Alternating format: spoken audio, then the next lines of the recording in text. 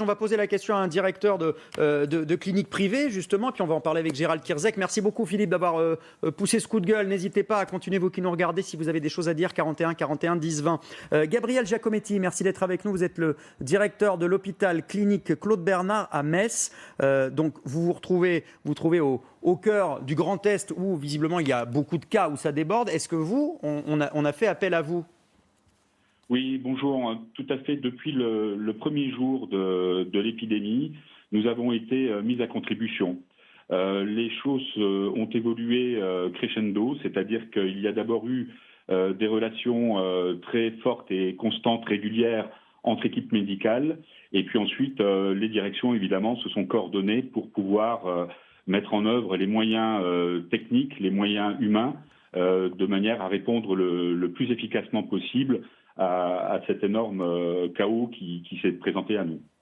Alors pour répondre peut-être à la question des cliniques qui ne sont pas sollicitées, il faut savoir que le principal écueil aujourd'hui dans la prise en charge de nos patients, ce sont la nécessité de les prendre en charge en réanimation. Toutes les cliniques ne disposent pas, tout comme un grand nombre d'établissements publics, ne disposent pas de services de réanimation et on ne peut pas se déclarer compétent dans ce genre de spécialité. Il faut des équipements techniques, il faut évidemment des compétences humaines, des médecins. Mais comment vous expliquez malgré tout, Monsieur Giacometti, comment vous expliquez que dans certains endroits où il pouvait y avoir des services de réanimation, on n'a pas davantage fait appel, pas tout de suite en tout cas, aux cliniques privées. Le public et le privé ne se parlent pas ? Non, je pense qu'à ce jour, il n'y a plus de problème de coopération entre public et privé. Tout le monde a bien pris conscience que le fléau était absolument à nos portes et qu'il fallait se mobiliser. Donc, alors hélas, dans les faits, alors ça ne se passe pas à Metz, mais visiblement dans d'autres coins de France, ce problème se pose encore. Gérald Kierzek, comment vous expliquez, en tout cas qu'il y a eu du ralentissement au démarrage pour ça. C'est quoi, il y a probablement eu du ralentissement au démarrage. Il y a un manque de confiance entre le public et le privé ? Non, enfin, j'ose espérer que c'est pas ça, mais je pense que les structures, effectivement, dans les cliniques, il y a des blocs opératoires avec des salles de réveil qui pourraient servir de réanimation avec des anesthésistes réanimateurs qui sont compétents. Après, pour le matériel.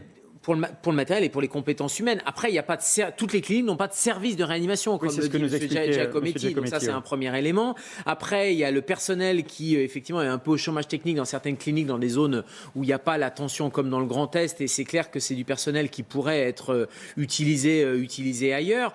Après, c'est un peu ce qu'on disait sur les transferts ce matin de TGV, etc. C'est-à-dire qu'on pourrait imaginer que ce soit plutôt du matériel ou des compétences qui soient utilisées en local ou en loco-régional plutôt que de faire cette grande transhumance.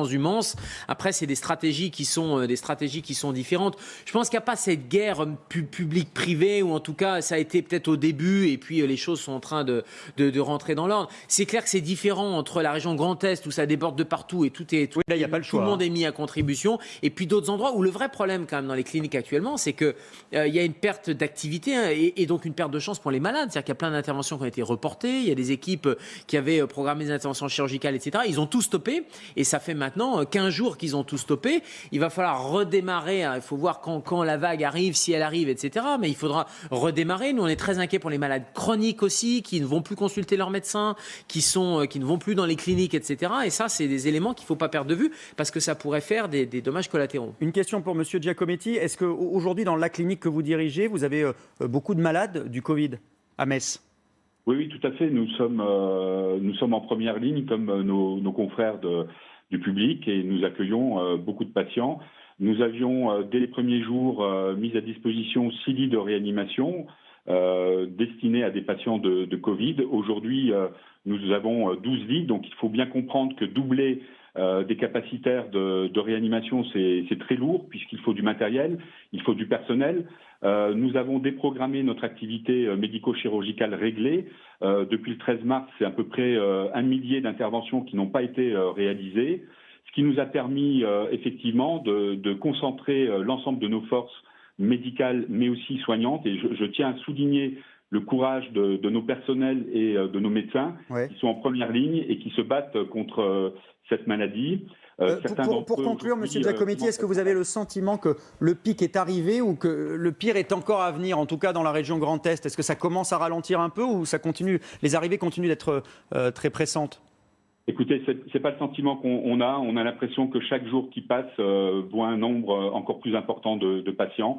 Donc on espère que le pic arrivera le plus rapidement possible, mais en tout cas pour l'heure, on n'a pas de visibilité par rapport à ça et nos services sont sollicités chaque jour de plus en plus. Merci d'avoir été avec nous, bon courage. Donc on repasse encore une fois le message, on a l'habitude, on le dit tout le temps, mais restez chez vous, restez confinés au maximum pour ralentir en tout cas le nombre de malades, l'arrivée de nombre de malades, parce qu'on ne pourra pas tous les prendre en charge correctement, évidemment. Merci d'avoir été avec nous, Sabrina Kemel. Vous continuerez de répondre à toutes nos questions juridiques. On en a reçu beaucoup, on n'a pas eu le temps de les faire toutes ce matin, mais demain, je vous garantis que vous pourrez répondre à toutes ces questions. Dans une poignée de secondes, faut-il